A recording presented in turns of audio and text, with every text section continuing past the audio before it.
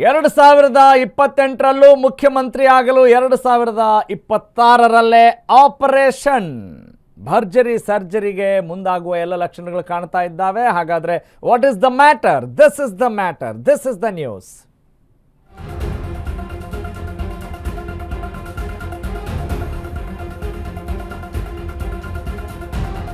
ಸತತವಾಗಿ ಗೆಲ್ಲೋ ಶಾಸಕರೇ ಡಿ.ಕೆ. ಶಿವಕುಮಾರ್ ಅವರ ಟಾರ್ಗೆಟ್ ಆಗಿದೆ, ಅವರ ಗೋಲ್ ಆಗಿದೆ.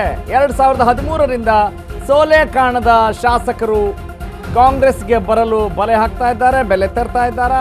ನೋಡೋಣ, ಮೊದಲ ಬಾರಿಗೆ ಗೆದ್ದವರಿಗೂ ಕೂಡ ಮುಖ್ಯಮಂತ್ರಿ ಡಿ.ಕೆ. ಶಿವಕುಮಾರ್ ಆಫರ್ ನೀಡ್ತಾ ಇದ್ದಾರೆ. 8ಕ್ಕೂ ಹೆಚ್ಚು ಶಾಸಕರಿಗೆ ಗಾಳ ಹಾಕಿದ್ದಾರಂತೆ ಮುಖ್ಯಮಂತ್ರಿ ಡಿ.ಕೆ. ಶಿವಕುಮಾರ್. 2028ಕ್ಕೆ ಕಾಂಗ್ರೆಸ್ ಟಿಕೆಟ್ ಖಚಿತ ಅಂತ ಹೇಳಿದ್ದಾರಂತೆ. ಸಿಎಂ ಸಾಹೇಬ್ರು ಪರಿಷತ್ ಚುನಾವಣೆಯಲ್ಲಿ ಕೈಗೆ ವೋಟ್ ಹಾಕಿದ್ರು ಟಿಕೆಟ್. ಹೆಂಗಿದೆ ನೋಡಿ ಆಮಿಷ, ನಿಮಿಷಕ್ಕೂ ಕೂಡ ಆಮಿಷಗಳು ಯಾವ ರೀತಿ ಇರ್ತವೆ. ಜಿಟಿಡಿ ಹೆಬ್ಬಾರ್ ಸೋಮಶೇಖರ್ಗೆ ಕೈ ಟಿಕೆಟ್ ಫಿಕ್ಸ್ ಅಂತ ಹೇಳಲಾಗ್ತಾ ಇದೆ. 2028ರಲ್ಲಿ ಈ ಮೂವರು ಸದಸ್ಯರಿಗೆ ಕಾಂಗ್ರೆಸ್ನಿಂದ ಟಿಕೆಟ್ ಲಭಿಸುವ ಎಲ್ಲ ಲಕ್ಷಣಗಳು ಗೋಚರಿಸ್ತಾವ. ಹಾಗಾದ್ರೆ at this point of time ಈ ಒಂದು ಕ್ವೆಶ್ಚನ್ ರೈಸ್ ಆಗ್ತಾ ಇದೆ, ಈ ಒಂದು ಆಲೋಚನೆ ಸದ್ಯಕ್ಕೆ ಸದ್ದು ಮಾಡ್ತಾ ಇದೆ, ಸುದ್ದಿ ಆಗ್ತಾ ಇದೆ. ಸತತವಾಗಿ ಯಾರೆಲ್ಲ ಗೆದ್ಕೊಂಡು ಬಂದಿದ್ದಾರಲ್ಲ, ಅದು ಯಾವ ಪಕ್ಷದಲ್ಲಾದ್ರೂ ಇರ್ಲಿರಿ, ಗೆಲುವಂದೇ ಮಾನದಂಡ. ಮಾನಪಾನ ಎಲ್ಲ ದಂಡ ಆಗಲ್ಲ, ಇಲ್ಲಿ ಮಾನದಂಡ ಅಂದ್ರೆ ಕ್ರೈಟೀರಿಯಾ, ಆಡ್ ಸ್ಟಿಕ್ ಅಂತ ಕರಿತೀವಲ್ಲ, ಅಳತೆಗೋಲು. ಏನದು ಅಳತೆಗೋಲು? ಗೆಲುವು. ಯಾರು ಸತತವಾಗಿ ಗೆದ್ಕೊಂಡು ಬಂದಿದ್ದಾರೆ ಅವರೇ ಮೊದಲ ಟಾರ್ಗೆಟ್. ನೋಡ್ರಿ, ನಿಮಗೆ ಟಿಕೆಟ್ ಫಿಕ್ಸ್ ಅಂತ ಹೇಳ್ತಾ ಇದ್ದಾರೆ ಅನ್ನೋ ಮಾಹಿತಿ ಇದೆ. ಒಟ್ಟಿನಲ್ಲಿ ಪರಿಷತ್ ಚುನಾವಣೆಯಲ್ಲಿ ಈಗ ಅದಕ್ಕೆ ಪೂರಕವಾಗಿ ನಡ್ಕೊಳ್ತಾ ಇದ್ದಾರೆ. ಹಾಗಾದ್ರೆ ಅವರ ಅಣತಿಯಂತೆ ಎಲ್ಲವೂ ಆಗ್ತಾ ಇದೆಯಾ?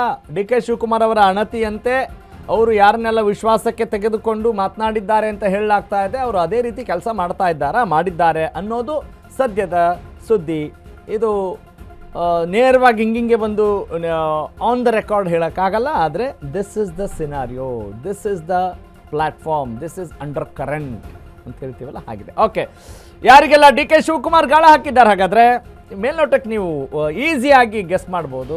S, GT. ದೇವೇಗೌಡ ಚಾಮುಂಡೇಶ್ವರಿ ಕ್ಷೇತ್ರದ ಶಾಸಕರು, ಇನ್ನು ಯಲ್ಲಾಪುರದ ಕ್ಷೇತ್ರದ ಶಾಸಕರು ಶಿವರಾಮ್ ಹೆಬ್ಬಾರ್, ಯಶವಂತಪುರದ ಶಾಸಕರು ಎಸ್ ಟಿ ಸೋಮಶೇಖರ್. ಯಾಕಂದರೆ ಶಿವರಾಮ್ ಹೆಬ್ಬಾರ್ ಮತ್ತು ಎಸ್ ಟಿ ಸೋಮಶೇಖರ್ ಈಗಾಗಲೇ ಉಚ್ಚಾಟಿತ ಶಾಸಕರು ಭಾರತೀಯ ಜನತಾ ಪಕ್ಷದಿಂದ.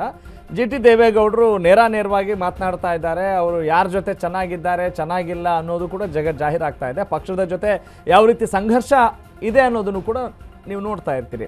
ಇನ್ನು ಹನೂರು ಶಾಸಕ ಎಂ.ಆರ್. ಮಂಜುನಾಥ್, ಇನ್ನು ಕರೆಮಾಜಿ ನಾಯಕ್ ದೇವದುರ್ಗ JDS, ಇನ್ನು ಶರಣ್ಗೌಡ ಕಂದಕೂರ್ ಗುರುಮಿಟ್ಕಲ್, ಇನ್ನು ರವಿಕುಮಾರ್ ಶಿಡ್ಲಿಘಟ್ಟ, ಸಮೃದ್ಧಿ ಮಂಜುನಾಥ್ ಮುಳಬಾಗಿಲು. ಈಗ ನೀವು ನೋಡ್ತಿದ್ದೀರಲ್ಲ, ರವಿಕುಮಾರ್, ಸಮೃದ್ಧಿ ಮಂಜುನಾಥ್ ಅವರೆಲ್ಲ ಕಟ್ಟರ್ JDS ಅನ್ನೋ ಥರದಲ್ಲಿ ಇದ್ದಾರೆ.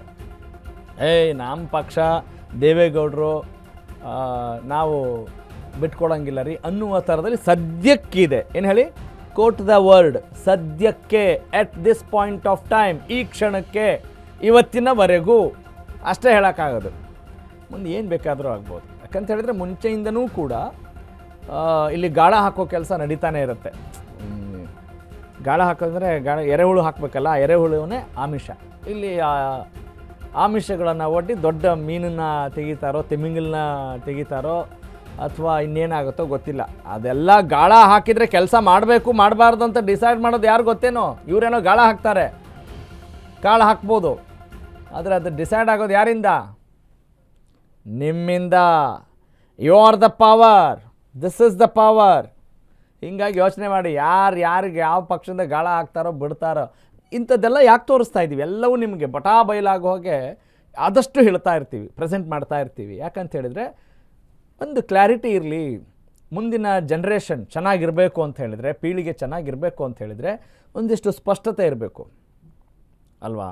Without clarity confidence has no value ಅಲ್ವಾ? ಅದು ಮೂರ್ಖತನವಾಗಿಬಿಡುತ್ತೆ. ಹಾಗಾಗಿ ನಾವು ಯಾರನ್ನು ಆಯ್ಕೆ ಮಾಡ್ತಾ ಇದ್ದೀವಿ, ಎಂಥವ್ರನ್ನ ಆಯ್ಕೆ ಮಾಡ್ತಾ ಇದ್ದೀವಿ, ಮುಂದಿನ ದಿನಗಳಲ್ಲಿ ನಮ್ಮ ಕ್ಷೇತ್ರಕ್ಕೆ ಎಂಥವ್ರು ಬೇಕು ಬೇಡ ಅನ್ನೋದನ್ನು ಅವರು ಅಷ್ಟೇ ತೀರ್ಮಾನ ಮಾಡಿದರೆ ಸಾಕೇನೋ, ನಾವು ತೀರ್ಮಾನ ಮಾಡಬೇಕಲ್ಲ. ಅಂದರೆ ಜನಸಾಮಾನ್ಯರು, voters, that is the main agenda of Ashwavega.